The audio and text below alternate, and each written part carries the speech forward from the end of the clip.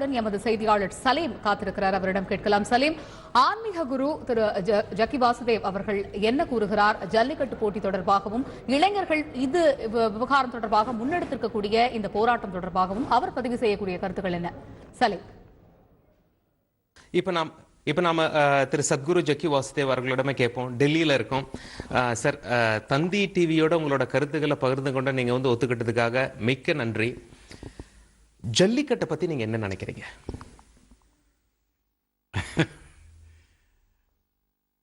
ஒரு சமூகம், ஒரு கலாச்சாரம் வெறும் பொருளாதாரத்தினால இல்லை உணவு சாப்பிட்டுக்கிறதுனால அது நடக்கலை.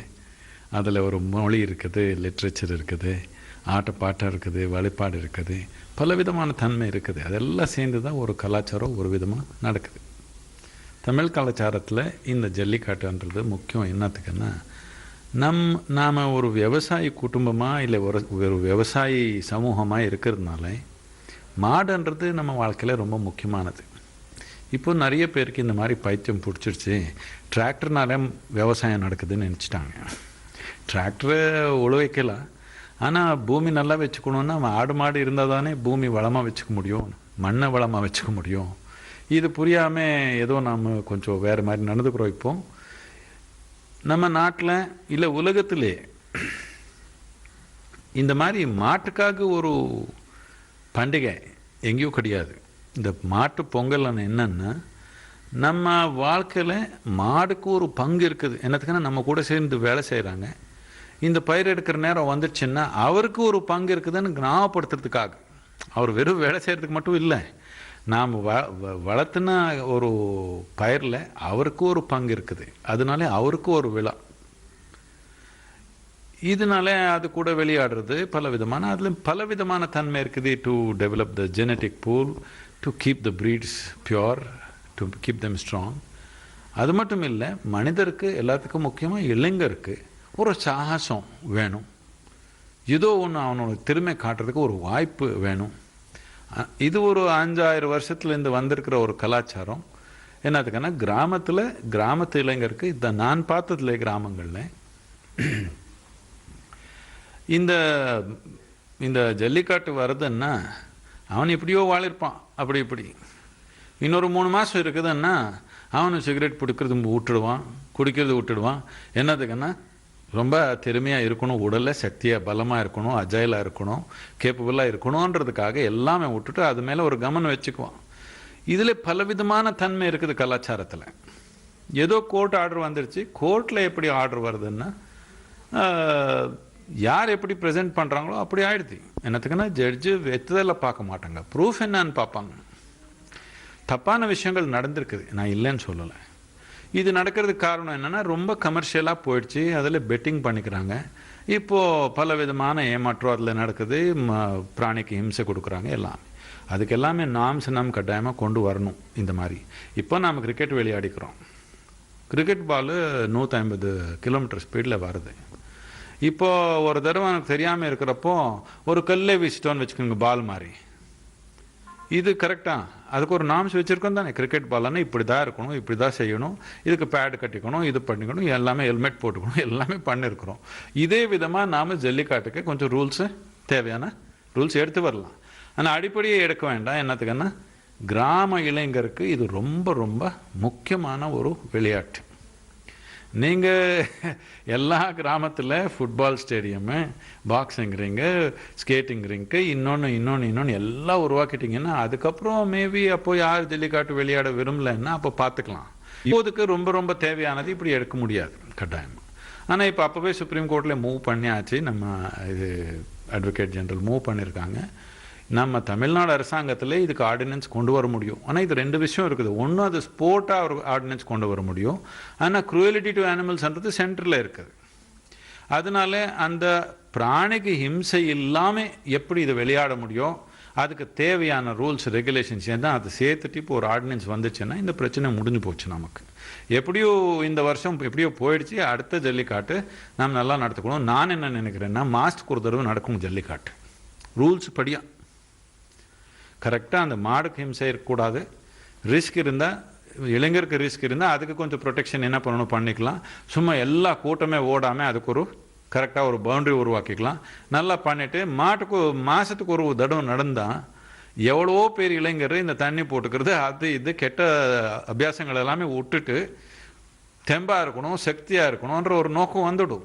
இது ஒரு மகத்தான ஒரு ஸ்போர்ட்டாக நம்ம டெவலப் பண்ணிக்க முடியும். இப்போ கபடி இருக்குது, வேறு மாதிரி கபடி விளையாடி இருந்தோம். இப்போ என்ன பண்ணாங்க, கொஞ்சம் சின்ன சின்ன ரூல்ஸ் மாற்றிட்டு இப்போது கபடி என்ன கிரிக்கெட் விட்டால் அடுத்தது நம்ம நாட்டில் இப்போ கபடி தான் அந்த அளவுக்கு பாப்புலர் ஆகிடுச்சு. என்ன 3 வருஷத்தில் ஆயிடுச்சு. இதே விதமாக நாம் ஜல்லிக்காட்டு கொண்டு போக முடியும், ஜல்லிக்காட்டு டோர்னமெண்ட்ஸே நாம் பண்ணிக்க முடியும் வேணும்னா. ஆனால் இது மாடு கொல்ற பற்றி இல்லை, மாடு கூட சண்டை இல்லை. இது ஒரு விளையாட்டம், இது ஒரு உற்சாகமான கொண்டாட்டமான ஒரு விளையாட்டம். எல்லாத்துக்கும் முக்கியமான விஷயம் என்னன்னா, மாட்டுக்கு நம்ம வாழ்க்கையில் ஒரு பங்கு இருக்குது. என்னத்துக்குன்னா நம்ம கூட வேலை செய்கிறோம், நம்ம விவசாயத்தில் வேலை செய்வோம். நம்ம நாட்டில் எல்லாத்துக்கும் முக்கியமான ஒரு சாதனை என்னன்னா, நாம் ஏதோ நினச்சிக்கலாம், நாம் பெரிய ஐடி நேஷன் ஆகிட்டோம், நாம் மங்களாயனம் பண்ணிட்டோம், என்னென்னமோ இருக்குது நமக்கு அச்சீவ்மெண்ட்ஸ். அந்த எல்லாத்துக்கும் முக்கியமான அச்சீவ்மெண்ட் என்னென்னா, 120 கோடி மக்களுக்கு நாம் உணவு தயார் பண்ணுறோம். நம்ம விவசாயி எது வச்சு, எந்த டெக்னாலஜி கிடையாது, எந்த இன்ஃப்ராஸ்ட்ரக்சர் கிடையாது, அனாதி காலத்துலேருந்து வந்திருக்கிற அறிவுனால இது தயார் பண்ணுறான். நீங்கள் நீங்கள் இவங்க 2 பேர் நின்று இருக்குது என்னத்துக்குன்னா, அவன் உணவு தயார் பண்ணதுனால. இது நம்ம சென்னையில் நகரங்கள்ல எல்லாமே நகர இளைஞர் இந்த மாதிரி நின்று இருக்குது எனக்கு ரொம்ப பெருமையாக இருக்குது. என்னத்துக்குன்னா அவர் ஜல்லிக்காட்டு விளையாடல அவர் வாழ்க்கையில், ஆனால் கிராம இளைஞருக்கு இது இருக்கணும், இது நம்ம நாட்டுக்கு தேவையானது உணர்ந்து எல்லாமே ரோட்ல வந்து இப்படி நின்று இருக்குது. ரொம்ப ரொம்ப பெருமையான விஷயம். சரி, இப்போ பீட்டா என்கிற அமைப்பு என்ன சொல்றாங்க, ஜல்லிக்கட்டு நடத்தக்கூடாது அப்படிங்கிற ஒரு இதை அவங்க வந்து உச்சநீதிமன்றம் கொண்டு போயிருக்காங்க. இது மட்டும் இல்லாம மாமிசமும் சாப்பிடக்கூடாது, அதுவும் வந்து ஒரு வகையான மிருகவதை அப்படின்னு சொல்றாங்க. இது குறித்து உங்களுடைய பார்வை என்ன?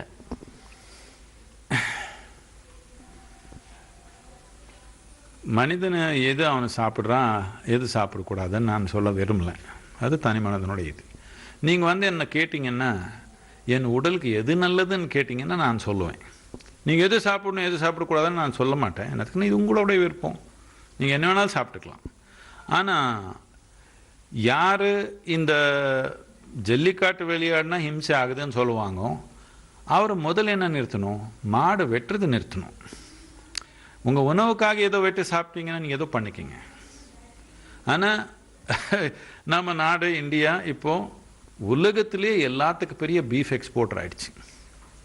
இது பீஃப் எக்ஸ்போர்ட்டர் ஆகிடுச்சுன்னா இது ஒரு கமோடிட்டி இல்லை, இது மாடு நம்ம கூட வாழ்ன ஜீவம், நம்ம குடும்பத்தில் ஒன்றா வாழ்ன ஒரு ஜீவம். நம்ம கொஞ்சம் பிரயோஜனம் எல்லாம் வெட்டி போட்டுடலாமா, அது சரியில்லை. அது மட்டும் இல்லை, நம்ம மண் இப்போ விவசாயம் பண்ணி நாம் உணவு தயார் பண்ணிட்டோம் இவ்வளோ பேருக்கு. இதுக்கு என்ன அடிப்படையாக காரணம், நம்ம மண் வளமாக இருக்குது, 1000 வருஷத்துலேருந்து இப்படி வந்திருக்குது. இதுக்கு அடிப்படையானது என்னன்னா, இந்த ஆடு மாடு இந்த மண்ணில் தேவையான ஒரு என்ரிச்மெண்ட் நடந்தே இருக்குது. அதனால ஒன்றா நீங்கள் லட்சக்கணக்கில் மாடு இப்படியே எடுத்துட்டிங்கன்னா, மாடு எக்ஸ்போர்ட் பண்ண மாடு நினச்சிக்க வேண்டாம், மண் நம்ம தாய் மண்ணே நம்ம எக்ஸ்போர்ட் பண்ணிட்டோம். டாப் சாயிலே எக்ஸ்போர்ட் பண்ணியிருக்கிறோம் வேறு கண்ட்ரிஸ்க்கு. இப்படியே எக்ஸ்போர்ட் பண்ணிங்கன்னா இன்னும் கொஞ்ச நாள் என்ன வளர்த்துக்க போகிறீங்க, உணவு வளர்த்த முடியலன்னா எப்படி நாடு பார்க்க போகிறீங்க, மக்கள் எப்படி பார்த்துக்க போகிறீங்க. இது இப்போவே வருது, சும்மா ஃபர்டிலைசரை போட்டு நீங்கள் வளர்த்த முடியாது. ஆடு மாடு ஜமீனில் இருந்தது. நான் சொல்கிறது என்னன்னா, இந்த ஆர்டினன்ஸ் வரட்டும் இப்போ ஜல்லிக்காட்டுக்கு. அது மட்டும் இல்லை, இன்னொரு ரூல்ஸ் வரணும். ஒரு ஏக்கரை ஜமீன் இருந்தால் எவ்வளோ மாடு உங்கள் ஜமீன் மேலே இருக்கணும் கட்டாயமாக அந்த எடுத்து வரணும். இல்லைன்னா மண்ணுக்கு இருக்கிற ஒரு பலம், ஒரு சத்துவம், ஒரு பக்குவம் நாம் இல்லாமல் பண்ணிடுவோம். இது போயிடுச்சுன்னா நாம் இது வளர்த்த முடியாது. இவ்வளோ பெரிய ஜனத்தொகை வச்சுட்டு நாம் உணவு வளர்த்த முடியலன்னா நம்ம நாட்டில் நாம் வெளிநாட்டுக்கு அடிமை ஆகிடுவோம் இல்லையா. இது பார்த்துக்கணுன்னா மண்ணை பார்த்துக்கணுன்னா மாடு பார்த்துக்கணும், மாடு பார்த்துக்கணுன்னா மாடு வெட்டி வெளிநாட்டுக்கு அனுப்புறது நிறுத்துக்கணும். நீங்கள் எது சாப்பிடணும் எது சாப்பிடக்கூடாதுன்னு நான் சொல்ல மாட்டேன், நீங்கள் எதுவும் சாப்பிட்டுக்குங்க உங்கள் பிரியத்துக்கு. ஆனால் நீங்கள் என் உடலுக்கு என்ன நல்லதுன்னு சொன்னால் விஞ்ஞானபூர்ணமாக உங்கள் உடலில் எது நல்லா வேலை செயல்படும், உங்கள் உடலுக்கு உங்கள் மூளைக்கு எது நல்லதுன்னு கொஞ்சம் சோதனை பண்ணி வேணால் சொல்லலாம். இதை பற்றி அறிவு நமக்கு நல்லா இருக்குது. எது சாப்பிட்டா இந்த உடல் இந்த மனம் நல்லபடியாக அமைதியாக ஒரு முழுமையான நிலையில் செயல்படுன்றது நமக்கு அனாதி காலத்துலேருந்து தெரியும்.